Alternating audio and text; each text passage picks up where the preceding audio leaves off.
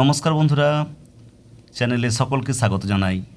আজ আমরা রায়মার্টিন প্রশ্নবিচিত্রা 2026 পরিবেশ বিষয়ে দ্বিতীয় পর্যায়ক্রমিক মূল্যায়ন 3 নম্বর স্কুল বালুরঘাট হাই স্কুলের পরিবেশের প্রশ্ন উত্তর নিয়ে আলোচনা করব। একের দাগের 1, মালভূমি অঞ্চলে মাটির রং কেমন? মাটির রং লাল। একের দাগের 2, ডিভিসির অবস্থান যে নদীর উপর তা হলো দামোদর নদ। একের দাগের 3, সবুজ বিপ্লব যার সঙ্গে যুক্ত তা হলো কৃষি। একের দাগের 4, মাস্টারদা নামে পরিচিত, উত্তর হচ্ছে সূর্য সেন। একের দাগের 5, শিশু দিবস হলো 14ই নভেম্বর। একের দাগের 6, শ্বাসমূল দেখা যায় সুন্দরী গাছে।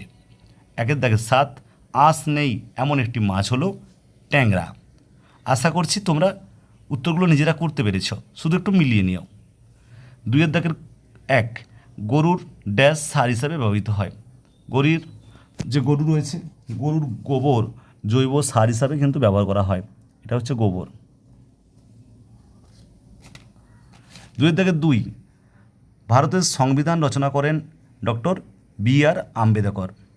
2 দাগের 3, উত্তরাখণ্ডের রাজ্যের ড্যাশ হিমবাহের গোমুখ গুহা থেকে গঙ্গা শুরু, গঙ্গোত্রী হিমবাহ। 3, বাম স্তম্ভের সঙ্গে ডান স্তম্ভ মেলাও। 3 দাগের 1, ভারতের সাধারণতন্ত্র দিবস, উত্তর 26শে জানুয়ারি। 3 দাগের 2, 12ই জানুয়ারি হলো যুব দিবস, 12ই জানুয়ারি স্বামী বিবেকানন্দের জন্মদিন। 3 দাগের 3, 23শে জানুয়ারি নেতাজি জন্মদিন, অর্থাৎ নেতাজি সুভাষচন্দ্র বসুর জন্মদিন 23শে জানুয়ারি। 3.4, শিক্ষক দিবস, ডক্টর সর্বপল্লী রাধাকৃষ্ণনের জন্মদিন। 4 দাগের প্রশ্নগুলো এবার দেখো। 4 দাগের 1, ডিভিসির পুরো নাম কি? ভেরি ভেরি ইম্পর্টেন্ট প্রশ্ন। ডিভিসির পুরো নাম দামোদর ভ্যালি কর্পোরেশন। 4 দাগের 2, কোন জেলায় বেড়াতে গেলে তুমি অজয় নদ দেখতে পাবে? উত্তর বীরভূম জেলায়। 4 দাগের 3, চৈতন্যদেবের জন্মস্থান কোন শহরে অবস্থিত? চৈতন্যদেবের জন্মস্থান নদিয়া জেলার নবদ্বীপ শহরে অবস্থিত। 4 দাগের 4, মালদায় রেশম কীট পালনের জন্য কোন গাছ লাগানো হয়? মালদায় রেশম কীট পালনের জন্য তুঁত গাছ লাগানো হয়। 4.5, কে বঙ্গভঙ্গের পরিকল্পনা করেছিলেন? লর্ড কার্জন বঙ্গভঙ্গের পরিকল্পনা করেন 1905 খ্রিস্টাব্দে। 4.6, একশৃঙ্গ গন্ডার কোথায় গেলে দেখতে পাবো? জলদাপাড়ার অভয়ারণ্যে গেলে আমরা একশৃঙ্গ বিশিষ্ট গন্ডার দেখতে পাবো। 5 দাগের 1, বহরমপুর কেন বিখ্যাত?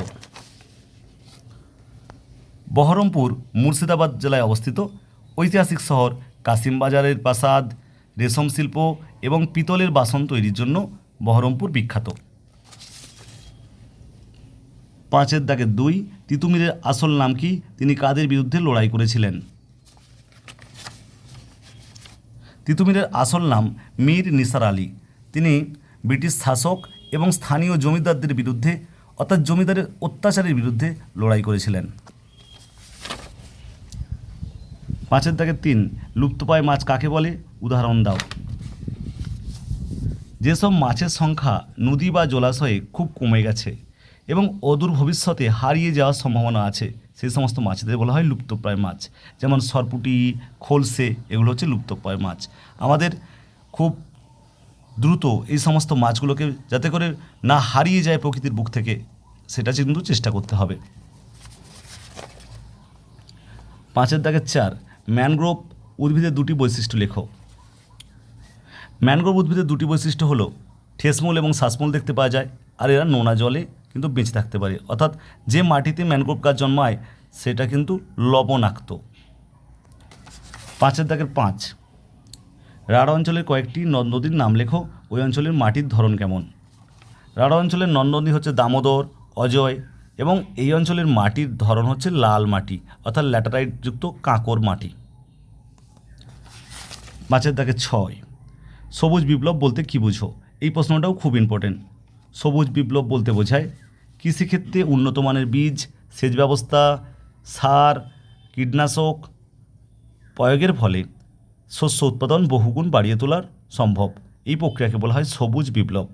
এর ফলে ধান এবং গমের উৎপাদন ব্যাপকভাবে বৃদ্ধি পেয়েছিল। বন্ধুরা, আজ তাহলে এই পর্যন্তই।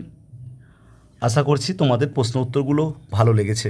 মজার ছলে প্রশ্ন উত্তরগুলো আমরা আলোচনা করছি। তোমরা বেশি বেশি করে অভ্যাস করো এবং পরিবেশে বেশি বেশি করে নাম্বার পাও।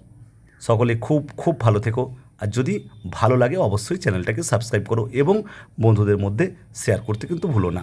সকলে আরও একবার খুব খুব ভালো থেকো। সকলকে জানাই ধন্যবাদ।